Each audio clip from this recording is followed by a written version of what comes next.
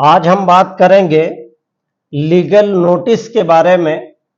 और legal notice एक ऐसे मसले पे कि अगर आप किसी लॉ का कंप्लायंस करना चाहते हैं या कोई ऑनरेबल अपेक्स कोर्ट या ऑनरेबल वेरियस हाई कोर्ट या कोई लीगल मैंडेट ड्यूटी है एज प्रोविजन, अगर उसका कंप्लायंस नहीं हो रहा है तो ऐसी स्थिति और परिस्थिति में लॉ के ऑपरेशन और इम्प्लीमेंटेशन पे या एक्ट, रूल और सब्सिक्वेंट कोई जियो या सर्कुलर के वायलेशन पे लीगल नोटिस पे आज हम डिस्कस करेंगे।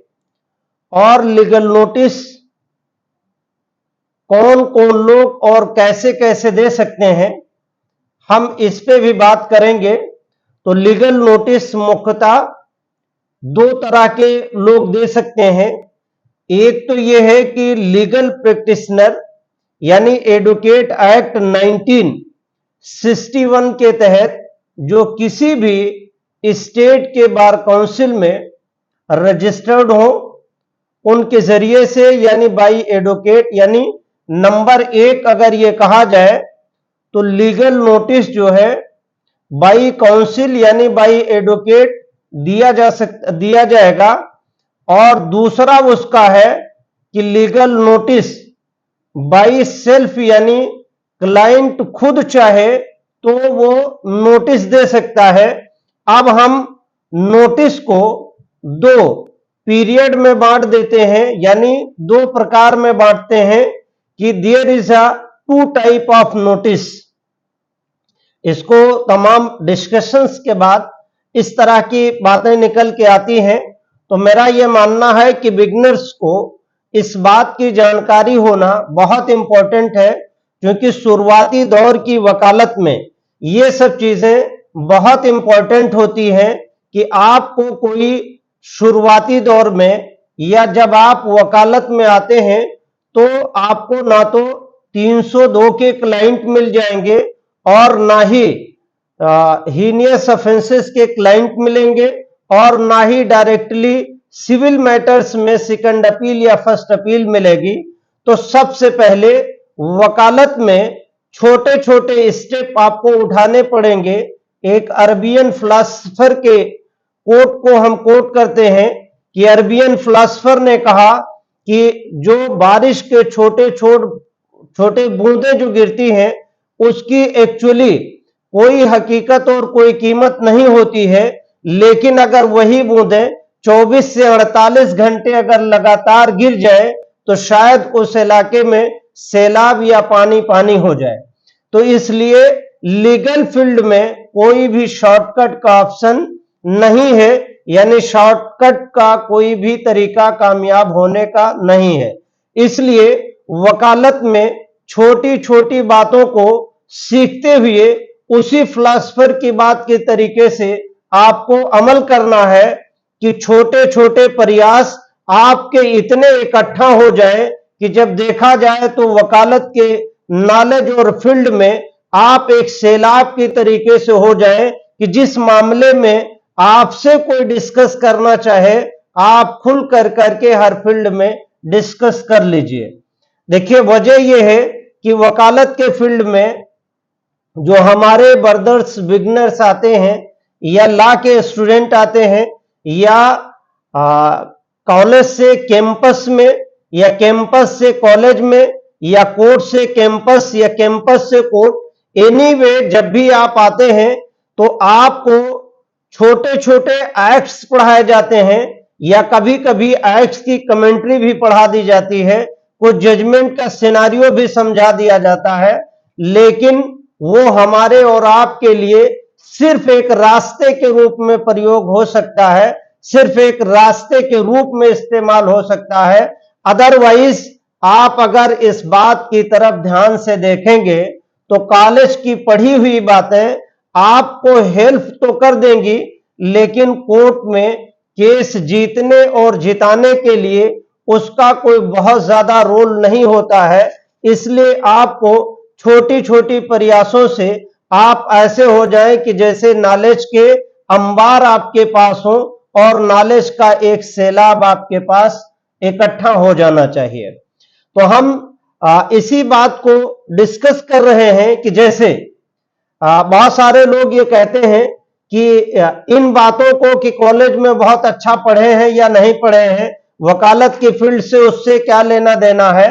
आप हमारी एक बात की तरफ अगर तवज्जो करेंगे तो शायद ये मैटर शॉर्ट आउट हो जाए और ये बात समझने में आ जाए कि जैसे आप अगर वकालत में आ जाते हैं तो वकालत के फील्ड में सपोज कर लीजिए कि आपके पास कोई एक क्लाइंट आ गया कि हमारा मुकदमा नहीं लिखा जा रहा है और हमारे पड़ोसी या बगल ने या किसी ने एनीवे किसी ने हमें मारा पीटा है और हमें ये चोटें आई हैं। अब आप सिंपली सबसे पहले उसकी एक तहरीर लिखेंगे। तहरीर लिखने के बाद आप उसको कहेंगे कि थाने पे दे आओ। थाने पे दे आने के बाद मुकदमा हो सकता है लिख जाए। मुकदमा लिख जाने के बाद हो सकता है किसी की अरेस्टिंग हो जाए। अरेस्टिंग हो जाने के बाद आपको आपका क्लाइंट कहे कि आपको बेल का अपोज करना है। अब आपके सामने स्थिति परिस्थिति ये आएगी कि आपने कॉलेज की पढ़ाई में यानी कैंपस की पढ़ाई में कहीं पे मेडिकल जूरिस्प्रूडेंस को नहीं पढ़ा है। आई थिंक हम भी इसी मतलब आज जो हम 41-42 साल के हैं वो ऐसे नहीं, ये सारी चीजें देखते हुए इस अनुभव की रोशनी में ये बात हम कहने में सक्षम है कि जो मेडिकल जूरिस्प्रूडेंस है एक्चुअली कॉलेज में नहीं पढ़ाया जाता है। अब सबसे पहली मर्तबा आपको मेडिकल जूरिस्प्रूडेंस से पाला पड़ेगा कोर्ट में। अब आपको यह नहीं समझ में आएगा कि किस तरह की चोटों को डिटरमाइन किया जाता है मेडिकल में और कौन सी चोट किस तरह से आ जाएगी और कैसी चोट का डिटर्मिनेशन किस तरह से होगा। तो सबसे पहले आपको कॉलेज की पढ़ाई दैट इज वेरी इंपॉर्टेंट। मैं ये नहीं कहता कि कॉलेज में नहीं पढ़ना चाहिए, उसकी पढ़ाई इंपॉर्टेंट है। रास्ता दिखाने के लिए हमें कॉलेज से कोर्ट कैंपस तक आने तक का ये हमारे लिए एक जरिया है, लेकिन असल इम्तिहान और एग्जामिनेशन हमारा तब आएगा जब हमारे पास क्लाइंट का मेरे हाथ में या आपके हाथ में ब्रीफ हो और उस ब्रीफ के हिसाब से आपको उस केस को डिटरमाइन करना हो। अब आपके सामने आ गया मेडिकल जूरिस्प्रूडेंस। मेडिकल जूरिस्प्रूडेंस के हिसाब से अब आपको देखना होगा कि लाठी की चोट कैसे आ सकती है। लाठी के साथ में नोकीली हो सकती है या कुंद हो सकती है। उसकी मोटाई कितनी होगी, उसकी लंबाई कितनी होगी, इंच में नापेंगे, सेंटीमीटर में नापेंगे, किस किस तरीके से इस पे आपको डिस्कशन करना पड़ेगा। इसलिए कॉलेज की पढ़ाई के साथ साथ आपको कोर्ट कैंपस की बातें जानना निहायत जरूरी और आवश्यक है। तो जरूरी बात यह है कि कॉलेज की पढ़ाई अपने जगह पे इंपॉर्टेंस रखती है, उसका अपना रोल है, लेकिन कोर्ट के प्रोमाइसेस में आपको अपने तरीके से हर केस को अपना एक एक स्टैंड लेकर के चलना होगा। ये अपना एक अलग से इंपॉर्टेंस रखता है और रखना भी चाहिए। अब जैसे एक केस की और बात करते हैं कि कोई केस आपके पास 302 का आ गया। मान लीजिए कि उसमें फायर आर्म की इंजरी है यानी गन शॉट की इंजरी है।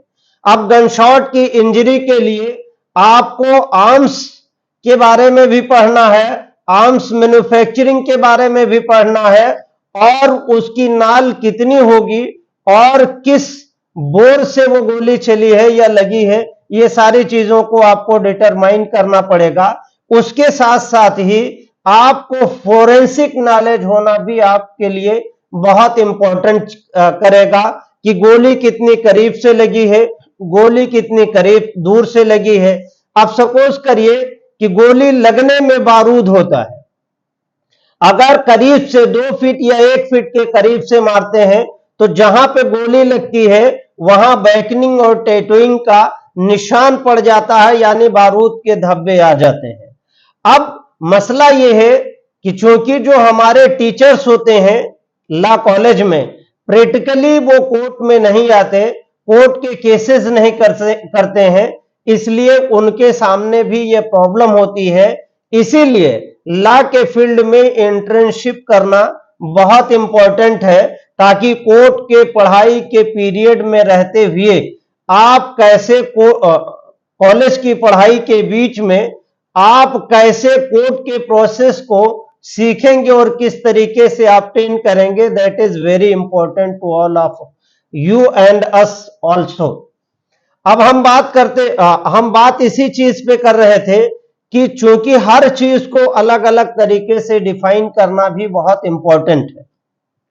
हम बात कर रहे हैं आज एक इशू पे कि लीगल नोटिस पे देखिए, क्लाइंट लीगल नोटिस का फॉर्म यह है कि अगर क्लाइंट नोटिस देगा खुद, यानी क्लाइंट सेल्फ नोटिस दे सकता है, उसको हम नोटिस बोलेंगे।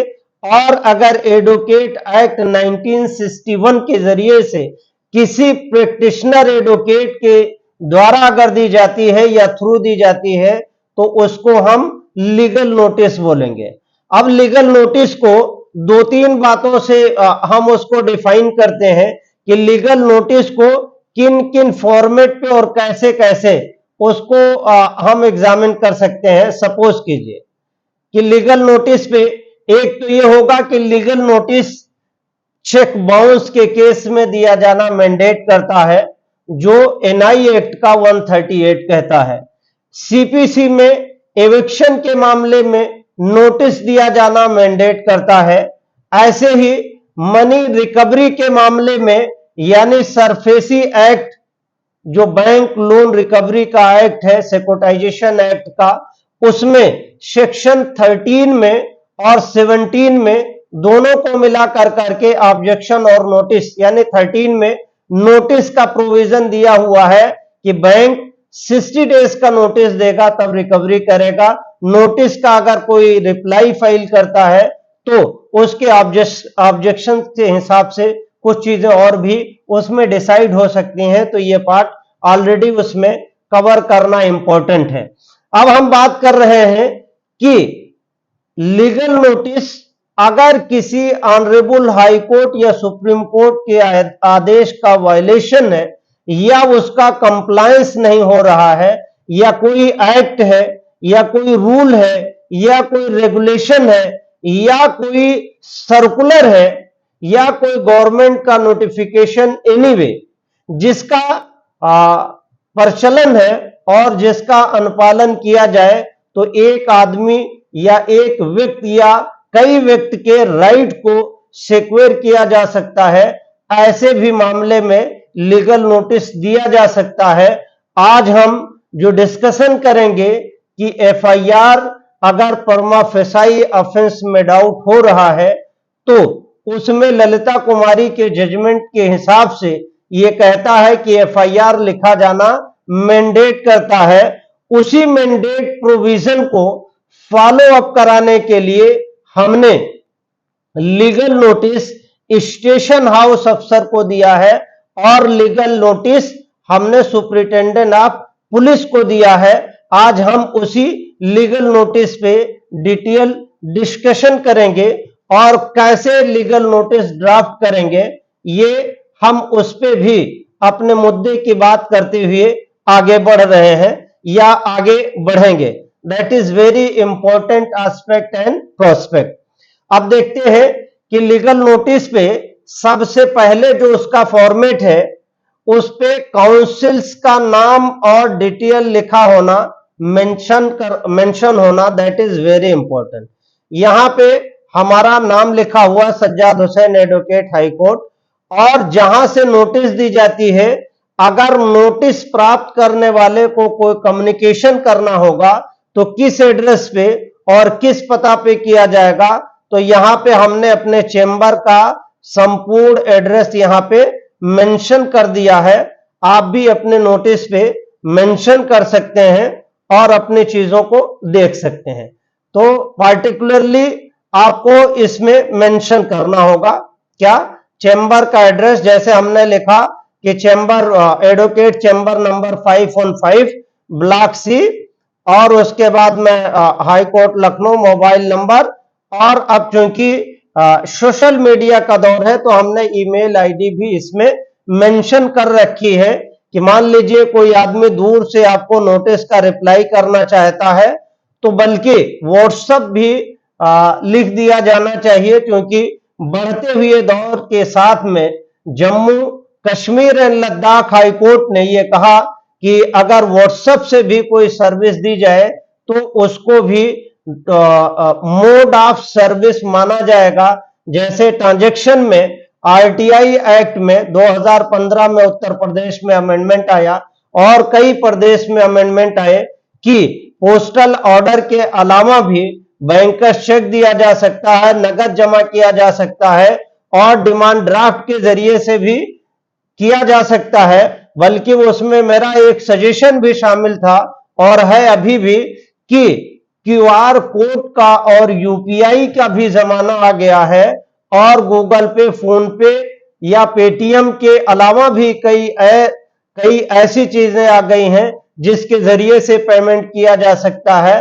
ये भी आरटीआई एक्ट और फीस जहां जहां पे फाइलिंग होती है उस पे एक ऐसा भी पोर्टल गवर्नमेंट की तरफ से बनना चाहिए जिससे लिटिगेंट को आसानी हो और government fair trial, fair justice और इक्वलिटी और लाइबिलिटी जिस भी तरीके से है उसको पूरी तरह से पारदर्शिता यानी करप्शन फ्री स्टेट और कंट्री बनाने में इस तरह के सजेशंस इंपॉर्टेंट होते हैं। और कभी कभी आपके सजेशंस को गवर्नमेंट फॉलो अप भी कर लेती है, इसलिए अपने हिसाब से जिस तरह से आप हैं और सजेशन देते रहना चाहिए। तो यहां पे हमने लीगल नोटिस जो भेजी है वो बाय डाक भेजी है। यहां पे हमने वो बाय डाक वाली नोटिस पे मेंशन कर दिया है 30/9/2023 को हमने डाक से किसको भेजा है, सुपरिटेंडेंट ऑफ पुलिस को, यानी सुपरिटेंडेंट ऑफ पुलिस को हमने नोटिस भेजा है। और ये नोटिस किस बात का है, that is the legal notice. क्योंकि ये काउंसिल के जरिए भेजा है तो इसको क्या बोलेंगे, लीगल नोटिस। अब काउंसिल के साथ जो भेजा जाएगा उसे बोलेंगे लीगल नोटिस, और जो क्लाइंट अपना डिमांड करेगा उसे बोलेंगे नोटिस सिर्फ। अब देखिए ये दो चीजों लीगल नोटिस या नोटिस को हम एक हिसाब से दूसरे वर्डिक्स में या इसके मुतरादिफ वर्डों में ये कह सकते हैं कि that is also demand notice. और अगर किसी ऑर्डर का कंप्लायंस करना हो तो हम इसको बोलेंगे डिमांड कंप्लायंस नोटिस या ऑर्डर कंप्लायंस लीगल नोटिस। तो इसके फॉर्मेट कई एक हो सकते हैं, but generally we are saying that a word of legal notice. तो लीगल नोटिस के एस्पेक्ट पे और प्रोस्पेक्ट पे ऑलमोस्ट हमने ये बातें समझी कि लीगल नोटिस क्या है, लीगल नोटिस कैसे की जाएगी। अब हम उसके फॉर्मेटिंग पे आ रहे हैं कि ऊपर अगर काउंसिल के थ्रू जाता है तो काउंसिल का नाम, नंबर, मोबाइल नंबर और एड्रेस कम्युनिकेशन, और अगर चैम्बर का एड्रेस लिखा है that is very good. Social media का दौर है, mobile number, WhatsApp number, email ID and other social media platform whatever अगर काउंसिल चाहे तो अपने लेटर हेड में मेंशन कर सकते हैं, उस पर कोई हर्ज नहीं। फिर उसके बाद में जिसको सेंड करना है उस पे यहाँ पे जिसे सेंड करना है, सेंड करने वाले को टू से एड्रेस करेंगे। यहां हमने मेंशन किया superintendent of police district Bahraich, और यहां पे मैंने पोस्टल ऑर्डर जो मैंने डाक से भेजी है तो यहां पे डाक की रसीद लगा दी है हमारे क्लाइंट का। अब देखिए ये मैटर क्या है, इसमें हमने सब्जेक्ट लिखा है, सब्जेक्ट में लीगल नोटिस लिख रखा है, और इसके बाद में जो अब शुरू हुआ रेफरेंस मैंने किस चीज का दिया है, किस चीज में हम नोटिस दे रहे हैं। तो सब्जेक्ट तो लीगल नोटिस है लेकिन हम किस मामले में दे रहे हैं उसका यहां पे रेफरेंस क्लियर कट मेंशन किया जाना, that is very important. You must B consider this aspect and prospect also. अब देखिए यहां पे इसके आगे हम क्या कह रहे हैं, in the matter of Salman Ahmad aged about such and such, address यहां पे पूरा डिटेल लिख दिए हैं और मोबाइल नंबर लिख दिए हैं कि जो हमने सलमान अहमद में एप्लीकेशन दी है उस एप्लीकेशन में कुछ लीगल ऑब्लिगेशन है, उसके बारे में हम रेफरेंस दे करके किसको नोटिस भेज रहे हैं, सुपरिटेंडेंट ऑफ पुलिस को। आगे देखिए अब बात करते हैं कि यहां हमने एक थोड़ा सा इसमें रेफरेंस लिया है सर करते हुए, that under sign counsel has instructed by my client such and such resident of such and such district Bahraich, pin code लिख दिया, टू सेंड यू, यहां से मटेरियल है बाकी आप अपने क्लाइंट का नाम लिखेंगे, to send you legal notice, therefore legal notice under the following, यानी क्लाइंट का आपने जिस लिख दिया, एड्रेस नाम पता डिटेल लिख दिया और आपको उसने क्लाइंट ने क्या किया है, इंस्ट्रक्ट किया है क्या करने के लिए, इस मैटर में लीगल नोटिस भेजने के लिए। क्या, अब देखिए यहां पे लिखा कि that my client has given application to you personally and also by the post for registration of FIR against following accused namely as, यानी हमारे क्लाइंट ने क्या किया है, दोनों को नोटिस दिया है। देखिए यहां पे समझना क्या है, एसएचओ को भी दिया है और एसपी को भी दिया है, तो हम साथ ही साथ दोनों लोगों को डिस्कस कर लेंगे यहीं पे ताकि समय का कंजम्पशन कम हो। हमारे क्लाइंट ने क्या किया कि मेरे क्लाइंट ने एक पर्सनली और आपको डाक से भी नोटिस एफआईआर लिखने के लिए एक 154 की तहरीर दी है और एसपी को अगर मेंशनिंग करेंगे तो 154(3) की तहरीर दी है कि एफआईआर किस मामले में पंजीकृत किया जाना है। यहां पे एक्यूज का नाम लिखा नंबर 1, नंबर 2 दूसरा एक्यूज, नंबर 3 ये तीसरा एक्यूज, यानी 3 एक्यूज के खिलाफ एप्लीकेशन दिया है। अब एप्लीकेशन किस बात की थी, एफआईआर के बारे में। अब उसके बाद में यहां पे लिखा कि letter then 1 week it must disclose reason in brief for closing the complaint and not proceeding further। तो यहां पे एक हिसाब से ये लीगल नोटिस की शुरुआत हुई और उसके बाद में एक सेकेंड, ये यहां पे नाम दिया और उसके बाद में ये नाम है, वहां पे एक पेज मिसिंग कर रहा था, इससे दूसरे पेज से ले लिया हूं। तो यहां पे तीसरे एक्यूज को और यहां पे चौथे एक्यूज को, यहां पे पांचवें एक्यूज को मेंशन किया। अब उसके बाद में क्या कहा, ये that is very important, you must be carefully, ये है कि दैट द सुप्रीम को honourable Supreme court of India in A case of Lalita Kumari versus state of Uttar Pradesh 2014 volume 2 SCC 1 paragraph 120 has held that FIR is mandatory if from the perusal of the application prima facie offence is made out, paragraph 120 is quoted below। हमने एक तहरीर दी थी, तहरीर नीचे है, अगर time मिला तो तहरीर को भी मैं शो करता हूं, होपफुली ऐसे साधारण तहरीर शो करेंगे।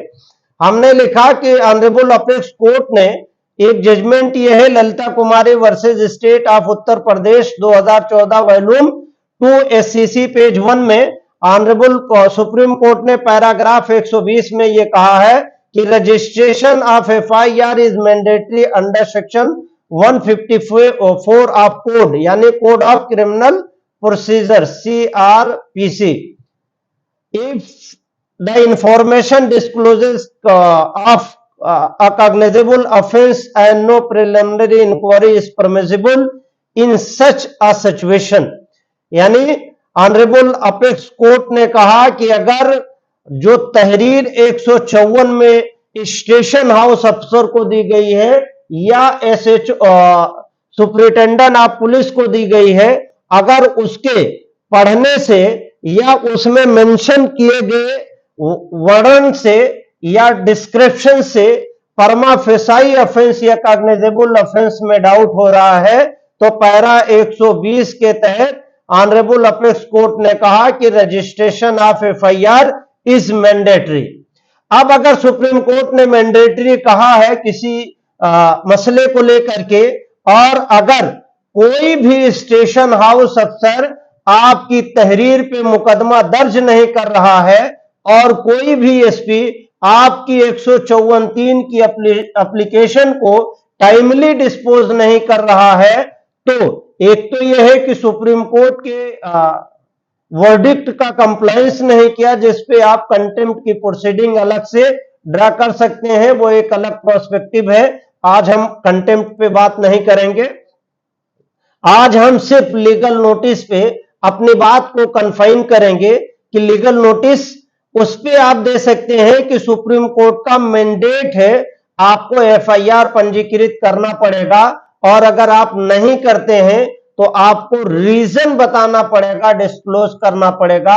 इसी फॉर्म में हमने legal notice superintendent of police को इंक्लूडिंग स्टेशन हाउस अफसर को फाइल की है। उसके आगे देखिए, अब चूंकि इसमें सुप्रीम कोर्ट का ये जजमेंट कोड है डिटेल, लेकिन मेरा जो जजमेंट का कंसर्न है वो सिर्फ पैराग्राफ 120 का पैराग्राफ 1 है।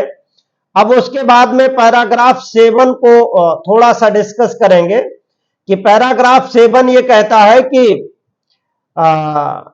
Since the general diary and station diary is the record of all information received in police station.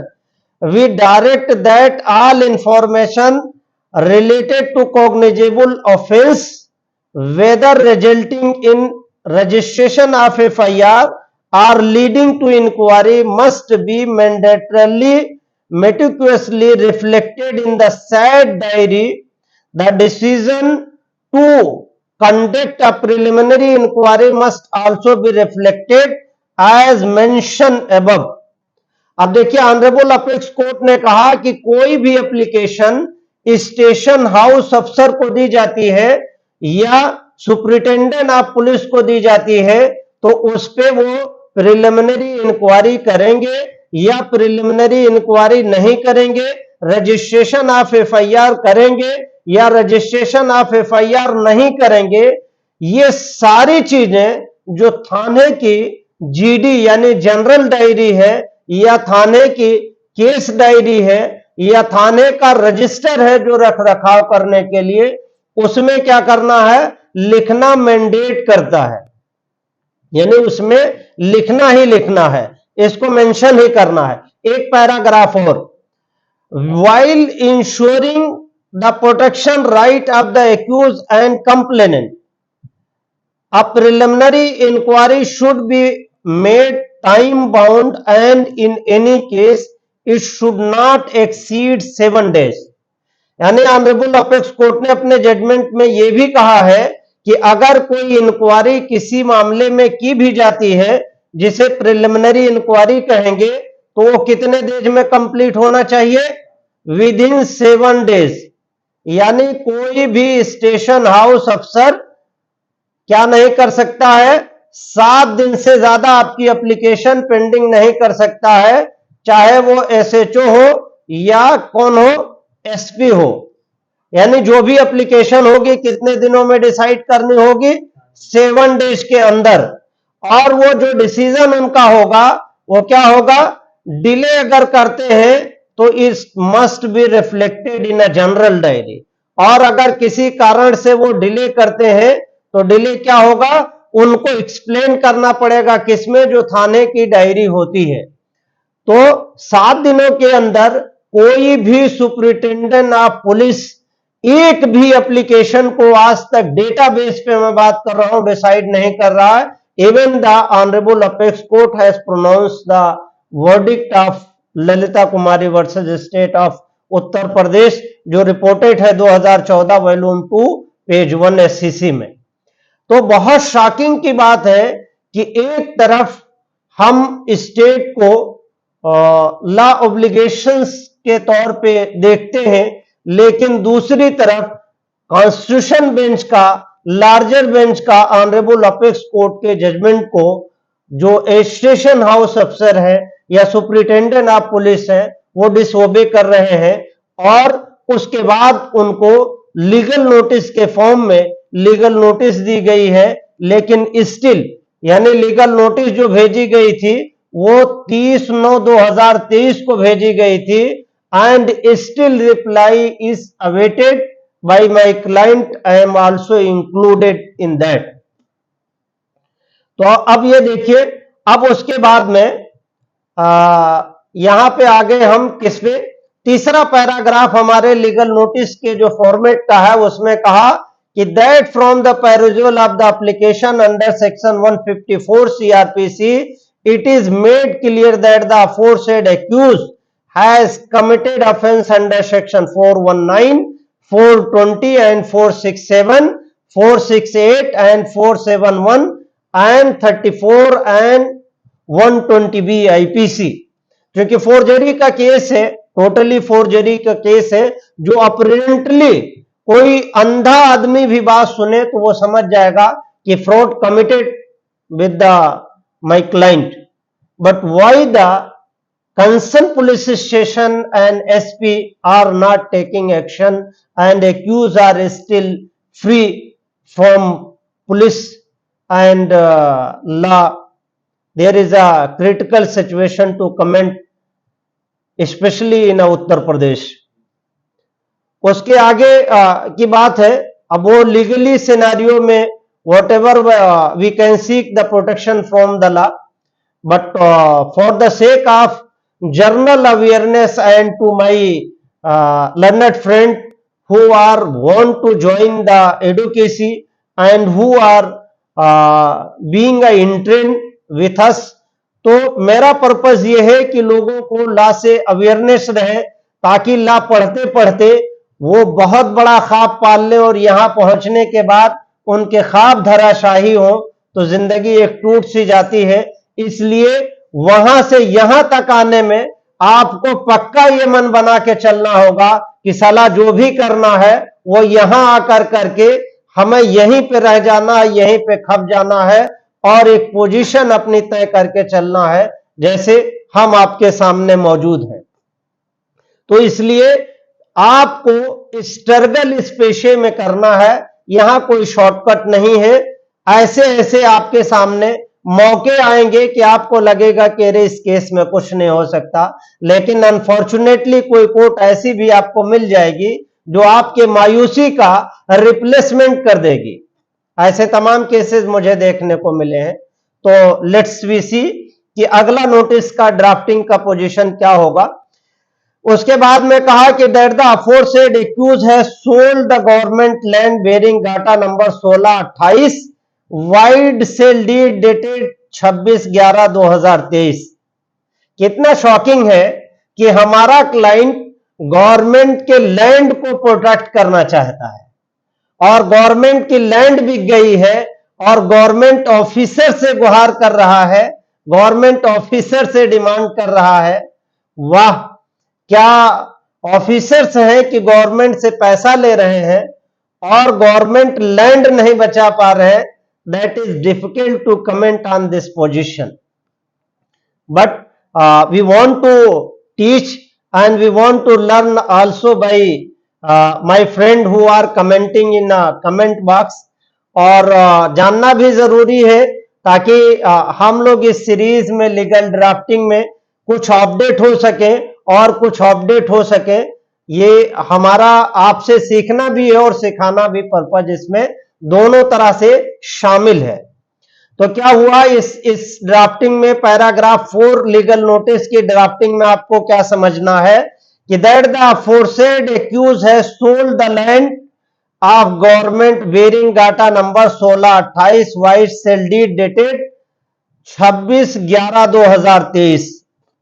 अब देखिए, हमारे क्लाइंट ने जो ये दावा किया कि गवर्नमेंट के लैंड को बेच दिया है, अब उसके बारे में एक डॉक्यूमेंट्स दिखा देना जरूरी है ताकि कुछ लोग अगर वीडियो स्किप करके देखें तो उनको यह ना लगे कि किसी वजह से गलत तरीके से हो गया है।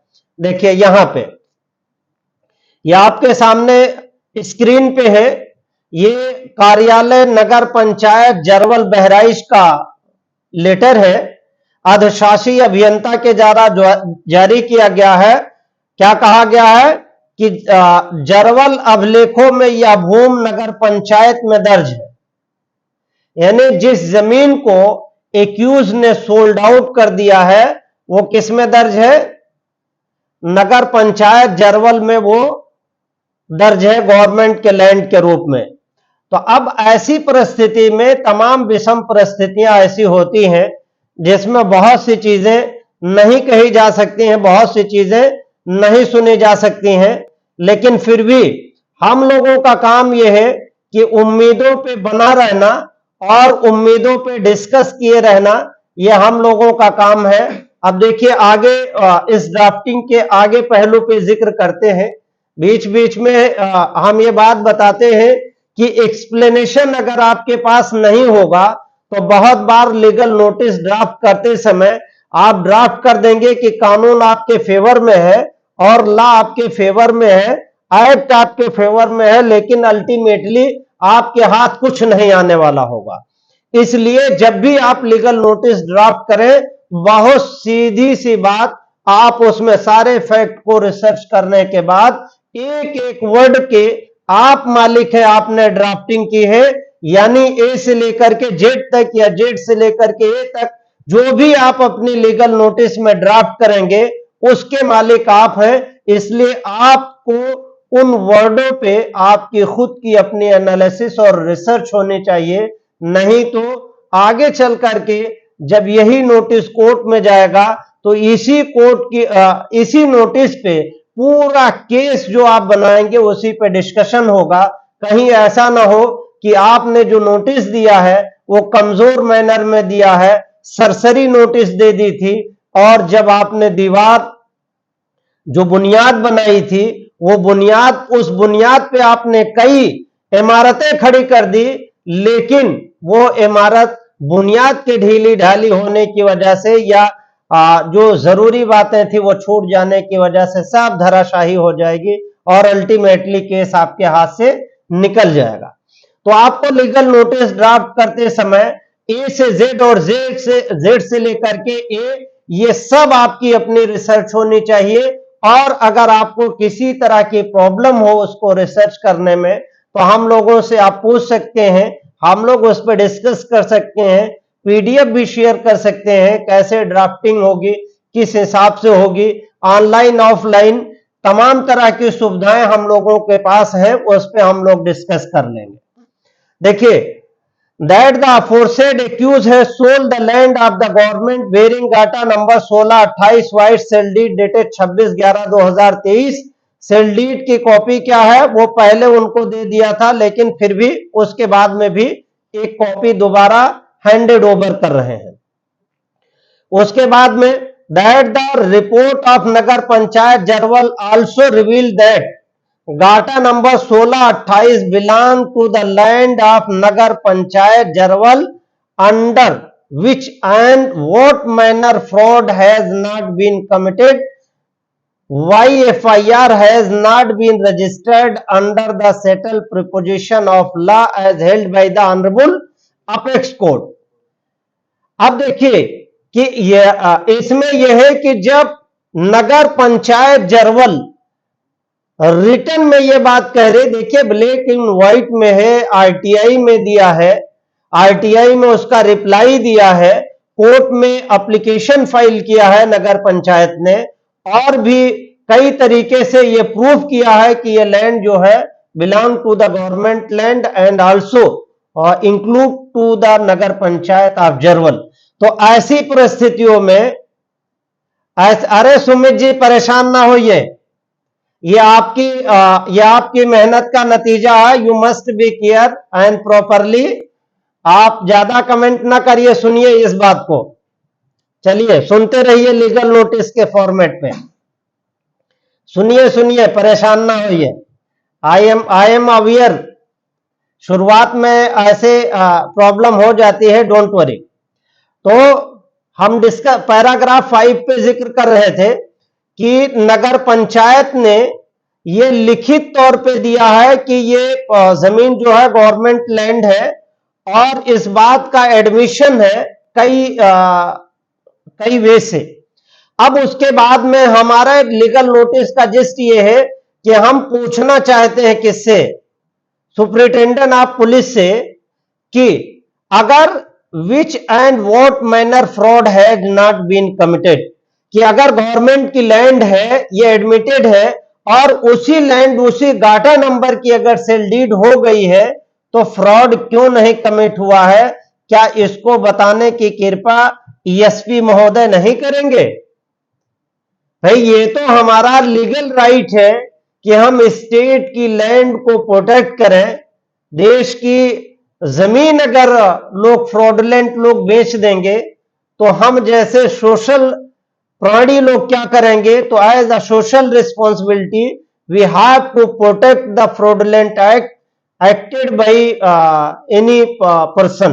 तो हमारे क्लाइंट ने इसमें इस बात को मेंशनिंग की कि अगर इस तरह का फ्रॉड कमिट हुआ है तो आपने एफआईआर क्यों नहीं दर्ज की है? तो ये इंपॉर्टेंट है ये फैक्टर। आगे देखिए, that the honorable apex court has held in the case of Lalita Kumari Supra, if the concerned authorities / police not registering the FIR, क्या कहा है ललिता कुमारी में कि अगर कंसर्न पुलिस और एसपी अगर रजिस्ट्रेशन ऑफ एफआईआर नहीं कर रहे हैं तो क्या कहा है? They shall be prosecuted under the court of contempt act for the violation of law declared by the honorable apex court in a case of Lalita Kumari. जो मैंडेट ड्यूटी है ऑनरेबल अपेक्स कोर्ट के हिसाब से, अगर उस मैंडेट को follow up नहीं करेंगे, जो लॉ डिक्लेयर किया है, आर्टिकल 141 कहता है कॉन्स्टिट्यूशन ऑफ इंडिया की law declare by the honourable apex court यानी Supreme Court is binding to all over subordinate court. अगर कॉन्स्टिट्यूशन में ऐसा मैंडेट है और उसके बाद में कॉन्स्टिट्यूशन बेंच का ऑनरेबल सुप्रीम कोर्ट का ये जजमेंट है, उसके बाद सिंधु नगर जनक गोरजे में भी उसको अपहेल्ड किया है, डीजीपी का सर्कुलर 8/8/2023 का है जो अभी हम शो करेंगे। तो अगर उसके हिसाब से वो एफआईआर पंजीकृत नहीं करते हैं या वायलेशन कर रहे हैं, gross violation of the act, rules, circular as well as order of the honorable apex court, they are must be prosecuted under the court of contempt act। इस पे सुप्रीम कोर्ट के बहुत सारे जजमेंट है। तो इस पे अगर ये प्रॉपरली इसका एग्जीक्यूशन नहीं करते हैं तो हम क्या करेंगे? कंटेम्प्ट ऑफ कोर्ट में केस फाइल करेंगे। इसीलिए हमने नोटिस दिया है। इधर कोर्ट छुट्टी हो गई थी 20 से लेकर के 25 तक, but we are under preparation of court of contempt act. अगर ये रिप्लाई इस मंथ में फाइल नहीं करते हैं, आज जैसे 28 है और 31 तक अगर कोई रिप्लाई या एफआईआर रजिस्ट्रेशन नहीं होती है तो हम क्या करेंगे? We have to file a petition under the court of contempt act 1971। आगे देखिए, लीगल ड्राफ्टिंग का जो पैरा 7 है, सुमित जी डोंट वरी। देखिए पैराग्राफ 7 देखिए, that as per honourable apex court judgment and parallel application move by my client, it is made clear that you have committed contempt of court order passed by honorable apex court supra। यानी हम ये legal notice के form में कह रहे हैं, समझ रहे बदर जी? लीगल नोटिस में अगर लॉ मैंडेट करता है और उसको फॉलो अप नहीं हो रहा है या उसको फॉलो अप नहीं कर रहे हैं तो हम क्या कह रहे हैं? यानी लीगल नोटिस को आप डिमांड कर रहे हैं कि you must B follow the law declare by the honourable apex court. अब हम इसी चीज को फॉलो अप कराने के लिए या दूसरे वर्डों में ये कह सकते हैं कि लीगल नोटिस का जो डिमांड है वो उसको कंप्लायंस डिमांड की बात कह सकते हैं कि you must be compliance the judgment pass by the honourable apex court, और डीजीपी का सर्कुलर खुद कंप्लायंस नहीं हो रहा है।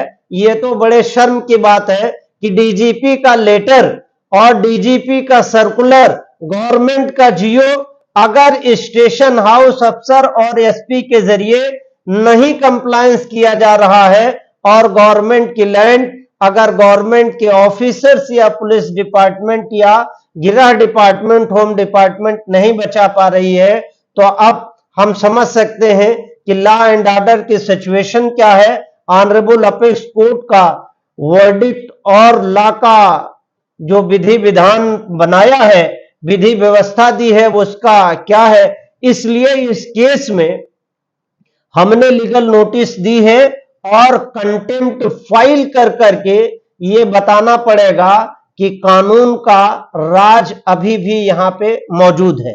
तो ये हम एसपी को नोटिस दे रहे हैं, और एसपी को क्या कह रहे हैं, that as per Honorable Apex Court judgment and parallel application moved by my client, it is made clear that you have committed contempt of order passed by the Honorable Apex Court deliberately and willfully.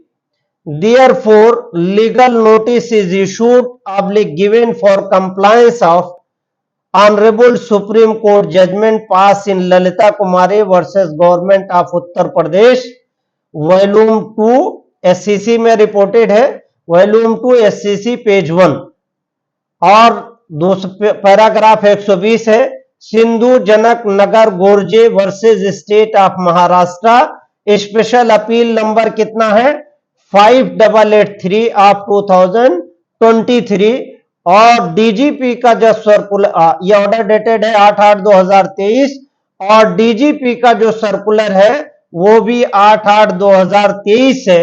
या और उसके 9वें column में यह कहा गया है कि registration of FIR must be done if the offence is prima facie made out from looking the contents of the application given by the applicant. अब यहां पे उनसे हमने प्रेयर भी की है। लीगल नोटिस में दिया तो लीगल नोटिस है, एक हिसाब से डिमांड है, बट हम चूंकि सुप्रिंटेंडेंट आप पुलिस को दे रहे हैं, एक आम आदमी के बिहाफ पे दे रहे हैं, तो हम ये चाहते हैं कि वो आईपीएस है, तो यूपीएससी के जरिए से सिलेक्शन है, तो as a good nagarik we have to respect them. हमने यहाँ पे प्रेयर लिखा है, बीइंग अ लॉयर भी हमारी ड्यूटी है कि वी रेस्पेक्ट टू ऑल, यहाँ पे प्रेयर है, wherefore it is humbly and respectfully requested by this legal notice to comply letter and spirit। यहां पे सुमित जी ने गलती कर दिया है, लेटर एंड स्पिरिट उस तरह से होगा, बहरहाल आप अपने में करेक्ट कर लीजिएगा। Letter and spirit of the order of the honourable apex court in Lalita Kumari versus state of Uttar Pradesh 2014 volume 2 SCC page 1, Sindur Janak Nagar Gorje special leave petition criminal number 5883 of 2023, DGP circular dated 8/8/2023 with a period of 7 days from the receipt of the present legal notice.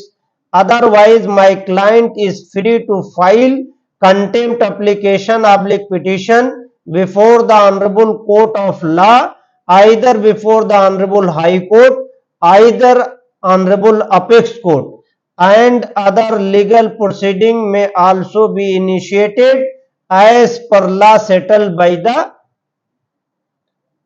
Honorable Court या preposition of law। तो हम इस legal, यहाँ पे हमारे client का signature है, यहाँ पे काउंसिल का नेम है। इसी मामले में आरटीआई वगैरह भी फाइल किए थे, लेकिन अब चूंकि हम ये बात कर रहे थे कि वो गवर्नमेंट का लैंड है और गवर्नमेंट के लैंड पे जो एप्लीकेशन दी गई थी वो एप्लीकेशन पे उन्होंने कार्रवाई नहीं की, तो अल्टीमेटली यहां आप देख सकते हैं कि ये हमारी एप्लीकेशन है, ये एप्लीकेशन हमने थाना अध्यक्ष महोदय को दी। एप्लीकेशन में आप डेट भी देख सकते हैं, ये हमने लिखा ये 3/9/2023 को, और इसमें हमने सारी चीजें कोट कर रखी थी। 154(3) में जो एसपी को गई है, थानाध्यक्ष को गई है, ललिता कुमारी, सारे मैंडेट को इसमें लिख रखा है। उसके बाद में एक चीज दिखाना चाह रहे हैं कि जिसको गवर्नमेंट लैंड के रूप में ये एक रिपोर्ट है, अधिशासी अभियंता के जरिए से कार्यालय से निवेदन है कि प्रार्थी इदरीस पुत्र महबूब सच एंड सच टट्टर लगाकर कब्जा कर लिया है। अब देखिए ये रिपोर्ट जो है वहां के एम्प्लाई ने किसको दिया है? अधिशासी अभियंता को। तो सरकार की जमीन पे खुलेआम कब्जा होना ये आम सी बात हो गई है, और उस पे किसी तरह का लीगल ऑब्लिगेशन ऑफिसर्स के थ्रू नहीं हो रहा है।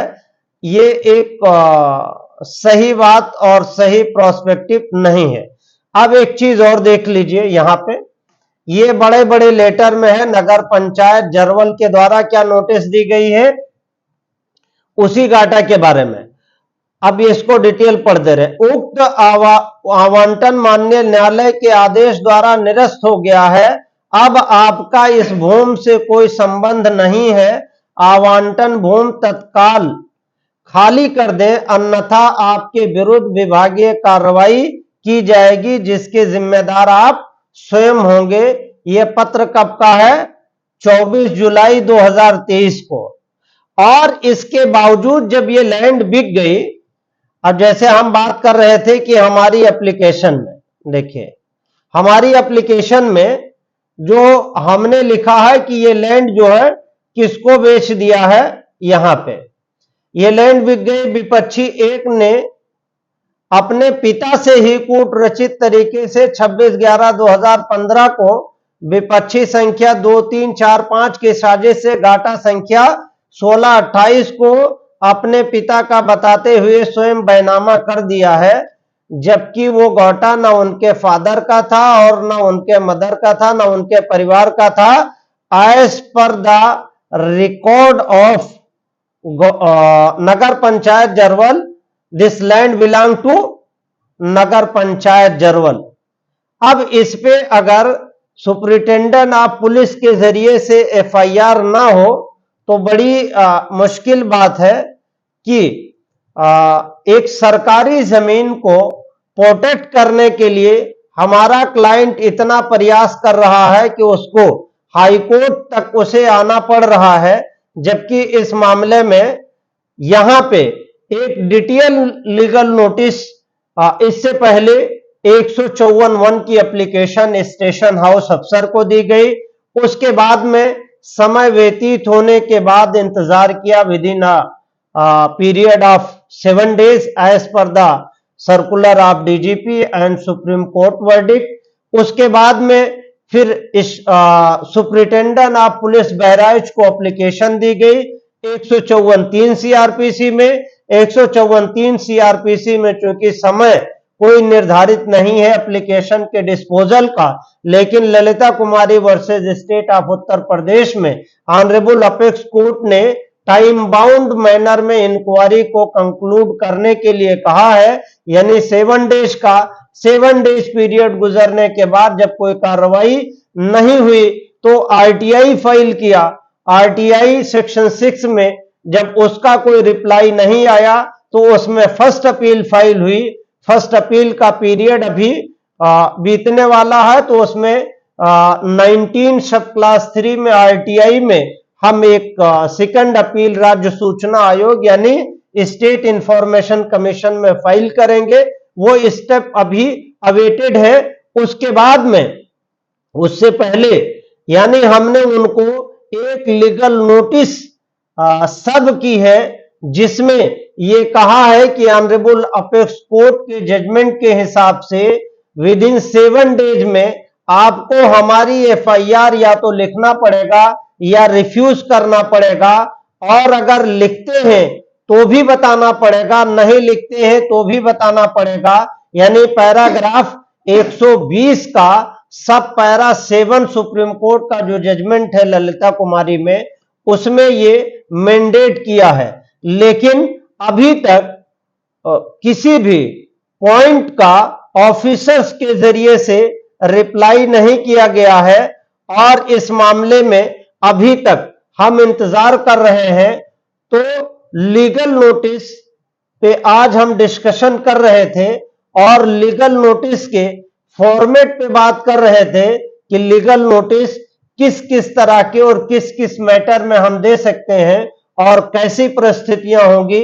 नोटिस दो तरह का हमने डिस्कस किया कि अगर क्लाइंट देता है तो ओनली लीगल नोटिस होगा, और अगर एडवोकेट एक्ट में रजिस्टर्ड किसी बार काउंसिल में रजिस्टर्ड एडवोकेट के थ्रू दिया जाता है तो उसको हम लीगल नोटिस बोलते हैं। लीगल नोटिस पे लीगल नोटिस भी हम कई फॉर्म में देते हैं। उसका फॉर्म एनआई एक्ट का भी लीगल नोटिस है, सरफेसी एक्ट में बैंक नोटिस देता है, उसमें क्लाइंट भी नोटिस दे सकता है। किसी तरीके से एविक्शन का मैटर हो उसमें लीगल नोटिस दिया जाएगा। मनी आपका कोई वापस नहीं कर रहा है, पैसा लिया हो तो मनी डिमांड की या रिकवरी की नोटिस कर सकते हैं। कोई प्रॉपर्टी आपकी डैमेज कर दिया है तो डैमेजेस क्लेम करने से पहले या सूट फाइल करने से पहले आपको लीगल नोटिस उसमें सीक करना पड़ेगा। ऐसे ही कोई जजमेंट, ऑर्डर, रूल या कोई सर्कुलर का कंप्लायंस नहीं हुआ तो उसके कंप्लायंस करने के लिए आप जो डिमांड करेंगे उसे डिमांड नोटिस भी कह सकते हैं या लीगल नोटिस का भी फॉर्मेट कह सकते हैं। तो आज हमने वाइडली डिस्कस किया लीगल नोटिस पे, और इसी तरीके से जैसे आपने लीगल नोटिस दिया है, अगर आपके पास कोई लीगल नोटिस आता है तो इसी फॉर्मेट में आप उसको अपने तथ्यों के अनुसार उसका रिप्लाई भी कर सकते हैं। और उसके जिस नोटिस पे हमने दी है, इस नोटिस के टाइम पीरियड बीत जाने के बाद रिमाइंडर नोटिस भी आप दोबारा दे सकते हैं, यानी उसको अनुस्मारक पत्र कहते हैं। उसके बाद हम इसमें जो फाइलिंग करेंगे वो कोर्ट ऑफ कंटेम्प्ट एक्ट 1971 के तहत एक contempt petition honourable high court में या सुप्रीम कोर्ट में, दोनों का प्रपोजल हमारा ड्राफ्ट इसमें तैयार है। इसको रिसेंटली हम आने वाले दिनों में फाइल करेंगे, यानी नेक्स्ट मंथ में। तो आज हम वाइड डिस्कशन लीगल नोटिस पे किए हैं। उम्मीद है कि लीगल नोटिस की सीरीज या लीगल नोटिस की ड्राफ्टिंग आपको पसंद आएगी। अगर लीगल नोटिस की ड्राफ्टिंग आपको पसंद आती है तो हमारे वीडियो को लाइक, शेयर एंड सब्सक्राइब करें और कमेंट बॉक्स में हमें यह बताएं कि लीगल नोटिस के जिस पहलू पे हमने डिस्कस किया है उसमें क्या चीजें छूट गई हैं और किस पॉइंट पे हमारा डिस्कशन बचा रह गया है और किस पॉइंट पे हमें और डिस्कस करना चाहिए, और हमें ये बताएं कि हम अपने नॉलेज में और कैसे इजाफा कर सकते हैं। उम्मीद है कि आप हमें अपने सुझाव से नवाजेंगे। आप अपना ख्याल रखें। शुक्रिया। Thank you.